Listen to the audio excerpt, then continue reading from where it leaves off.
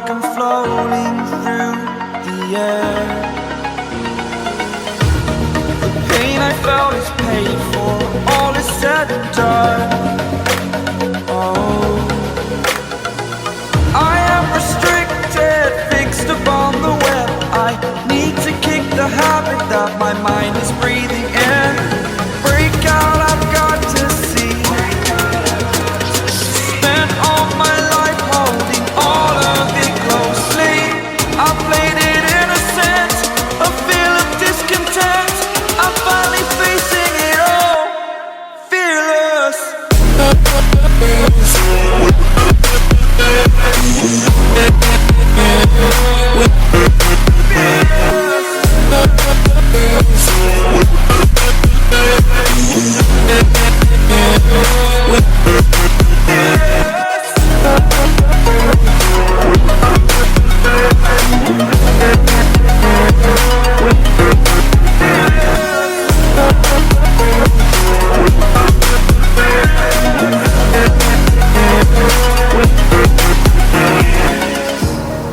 Burning the bridge that keeps us. I'm here and I'm feeling fearless. Exaggerated, that's what you assume. The story's over now, I must conclude. I am conflicted, watching where I step still, hanging in the balance. Not the life I want to live, I want to take it all.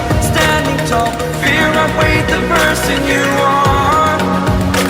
Oh, break out, I've got to see.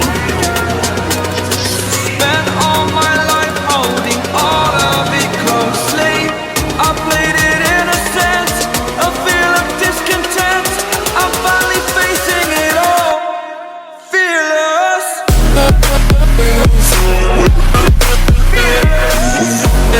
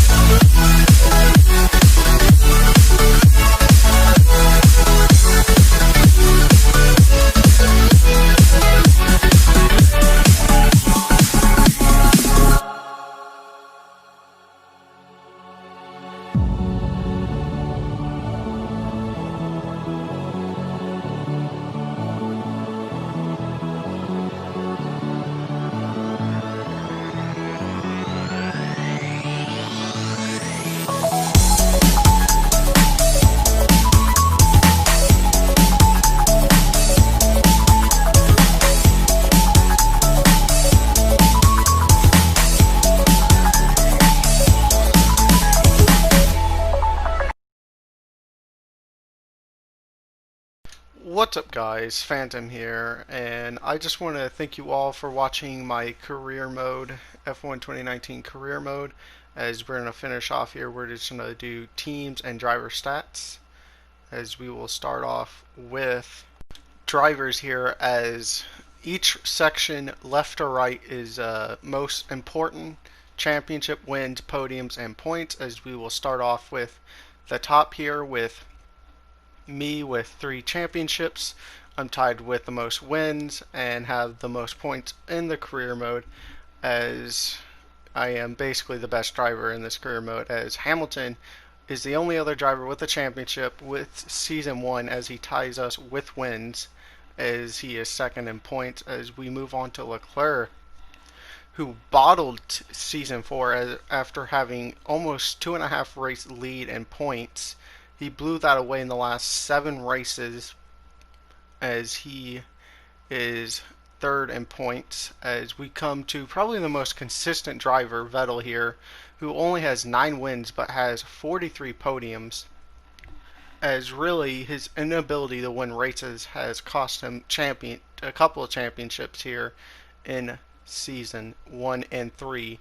As we move on to Bottas here, as you can see, this is where it really starts to climb between the top guys and the middle of the top guys, as he is 250 points, almost 300 points away from Vettel, and has half the amount of podiums almost as Vettel here, as we have his teammate from season 4, Verstappen, with 1 less win and 9 less points, as they are almost virtually the same. As we come on to the man that replaced Verstappen at McLaren here, Perez, who has all 5 of his win, 9 out of his 10 podiums, and almost half his points coming in season 4 alone, as really came alive in the second half of season 4. As we come along to the most polarizing figure in Weber here, who has 4 wins but only 5 podiums in his career, and compared to his counterparts around him has least amount of points at 431.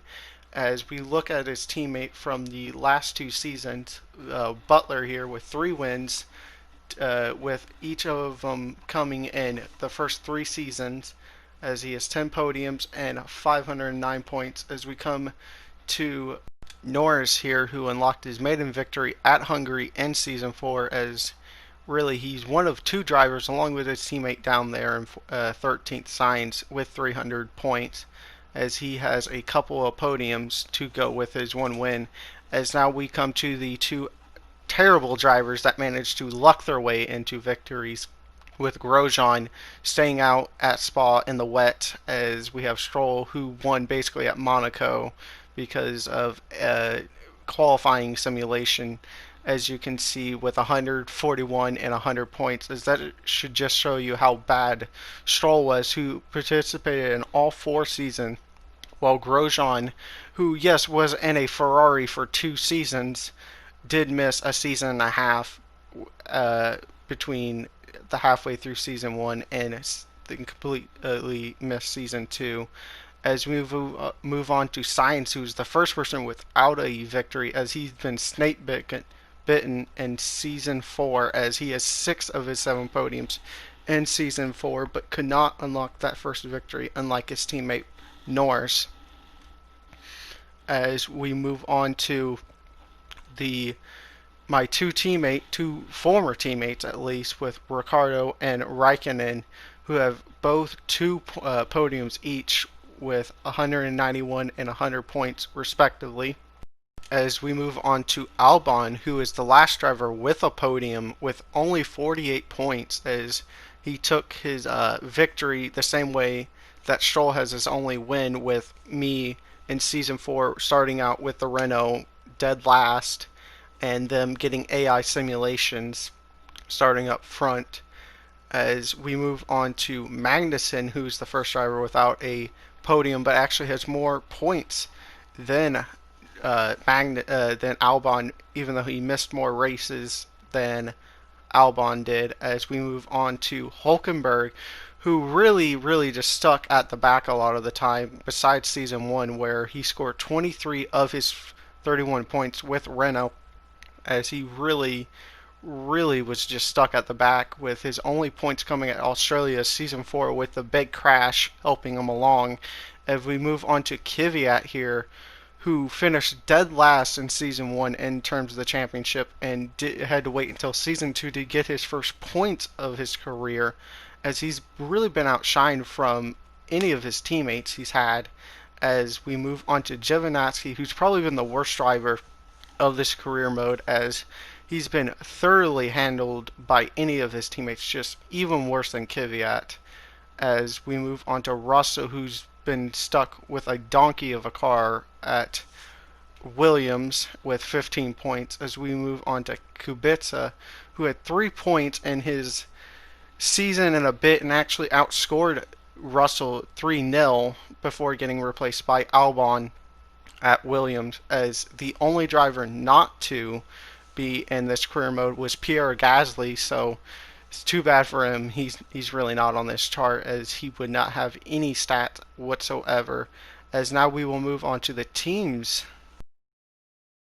as at the top of the team stats is Mercedes, who dominated season 1 and season 2, taking constructor championships with 24 wins, the most of any team, with 58 podiums and almost 1,600 points. As we move on to McLaren, who pretty much took the reign over from Mercedes in season 3, season 4, as they have 16 wins and 40 podiums, as they are really just stuck in the middle there.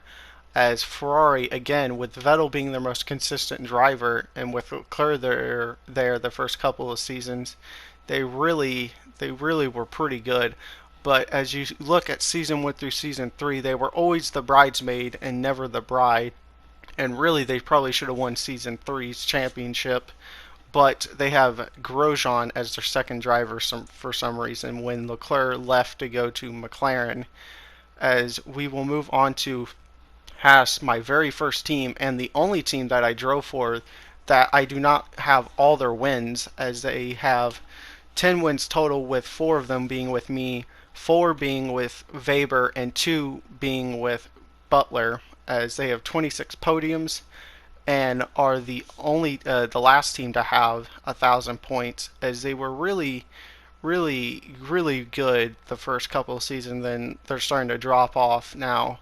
As we move on to Alfa Romeo with 6 wins, all coming with me, 21 podiums, a lot of them coming with me, but they did get a few with Raikkonen and with Hamilton moving over for season 4, with 687 points total, as really their standout season was season 3 with us winning the championship.